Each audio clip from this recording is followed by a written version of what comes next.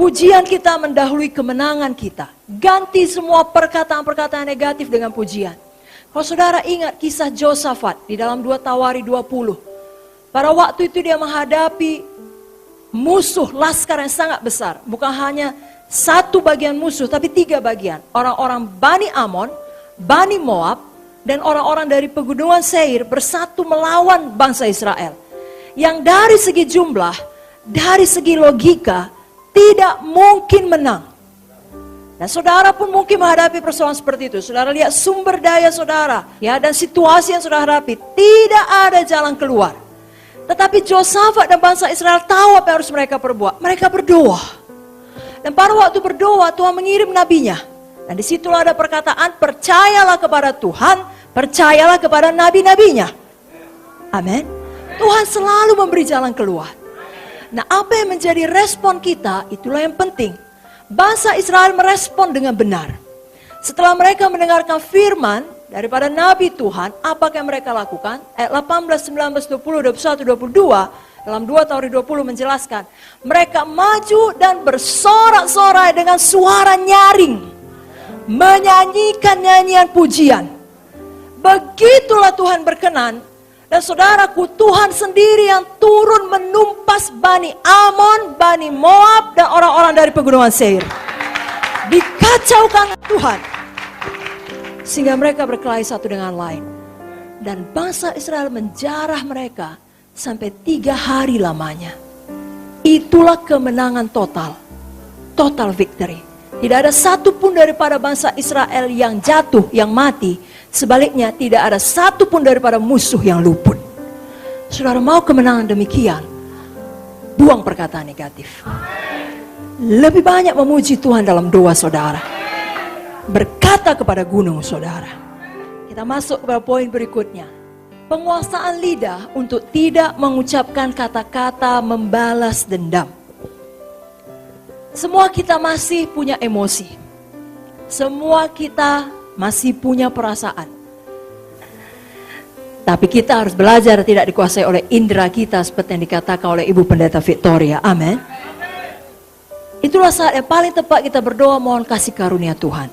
Mohon Zoe kita izinkan menguasai kita. Dan cukup kasih karunia Tuhan saudaraku.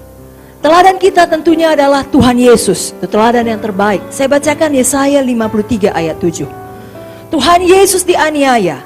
Tetapi dia membiarkan dirinya ditindas dan tidak membuka mulutnya.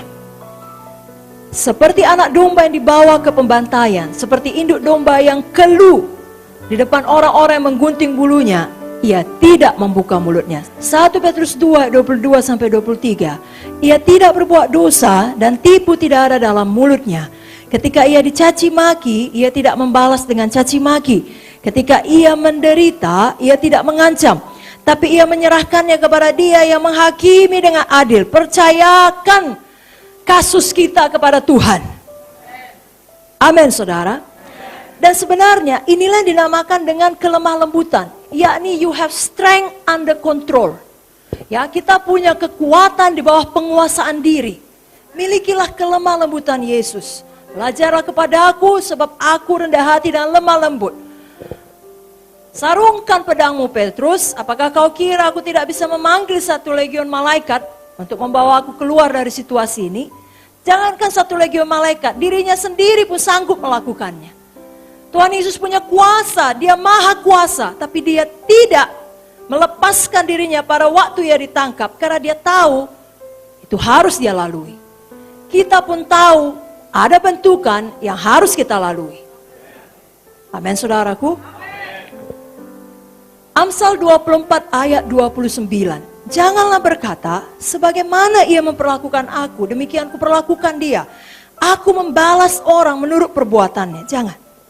Justru kita dapat melunakkan hati orang yang marah besar pada waktu kita menjawabnya dengan kelemah lembutan. Amsal 15 ayat 1. Jawaban yang lemah lembut meredakan kegeraman, tetapi perkataan yang pedas membangkitkan amarah. Saudaraku, jawab dengan lemah lembut. Amin. 1 Korintus 13 ayat 5 berkata, kasih tidak menyimpan kesalahan orang lain. Ini adalah pilihan kita. Di dalam buku Amsal 12 ayat 18 dikatakan, ada orang yang lancang mulutnya seperti tikaman pedang, tetapi lidah orang benar mendatangkan kesembuhan. Mari kita baca sekali lagi, Amsal 12 ayat 18. Ada orang yang lancang mulutnya seperti tikaman pedang, tetapi lidah orang bijak mendatangkan kesembuhan. Jadi kalau ada orang melukai kita, abaikan cemooh, supaya kita jangan terluka. Pada waktu kita tidak terluka, kita mampu menjawab dengan lemah lembut.